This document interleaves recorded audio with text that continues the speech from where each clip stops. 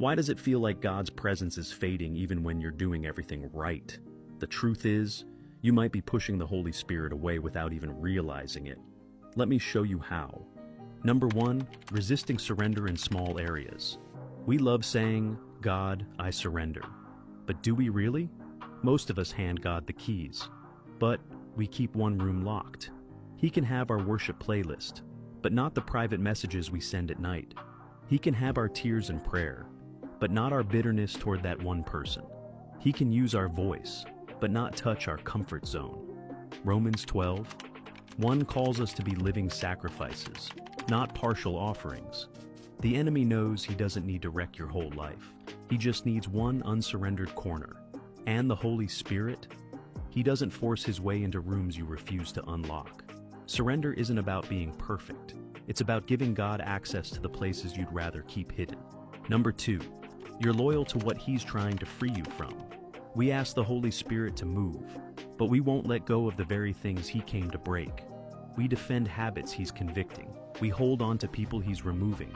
We cling to identities he's trying to transform. And deep down, we know it. The Holy Spirit doesn't just come to comfort.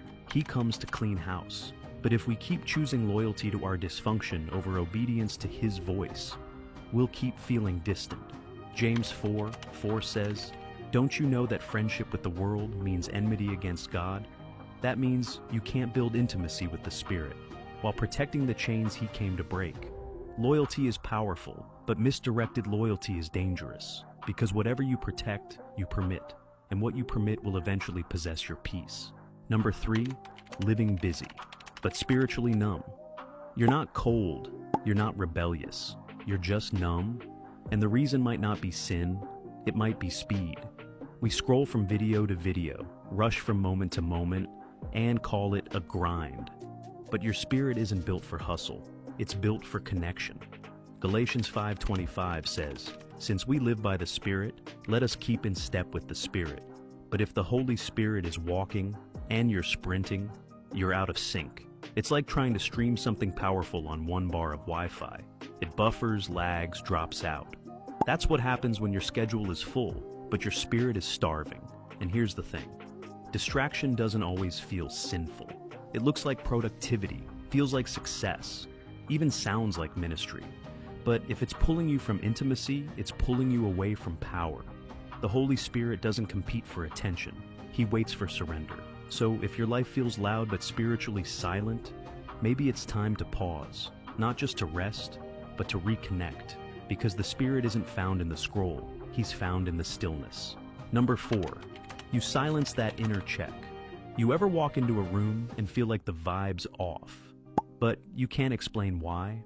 That's what conviction feels like in your spirit. A quiet uneasiness, a holy discomfort.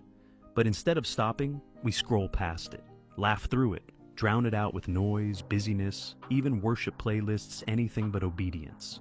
The Holy Spirit doesn't shout, he whispers. And every time you hit snooze on that whisper, your heart goes a little more numb.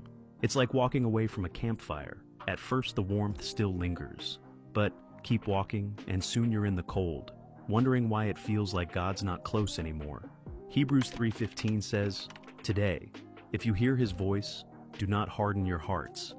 That means conviction is urgent. It's not something you schedule. And it's not just about what you do.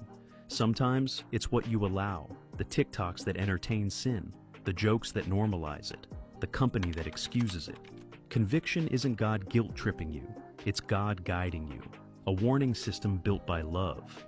But if you keep swiping past it, you'll wake up one day wondering why the fire's gone. Not because he left, but because you stopped listening. Number 5, justifying what God already called out. We've gotten really good at dressing up disobedience. We say things like, "God knows my heart." It's just a vibe, not a sin. It's not hurting anyone. But when you start explaining away what God already exposed, you're not softening sin, you're hardening your heart.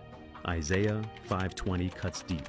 "Woe to those who call evil good and good evil, who put darkness for light and light for darkness." When did bitterness become boundaries? When did lust become just flirting? When did gossip become venting? The Holy Spirit isn't confused. He doesn't negotiate with rebellion. He reveals it so he can heal it. The enemy knows he doesn't need to wreck your whole life. He just needs one unsurrendered corner. What you defend today might be the very thing that distances you tomorrow. So here's the real question. What have you allowed, justified, entertained, protected, or prioritized that's been quietly pushing the Holy Spirit away? Because what you're willing to confront might be what brings him back.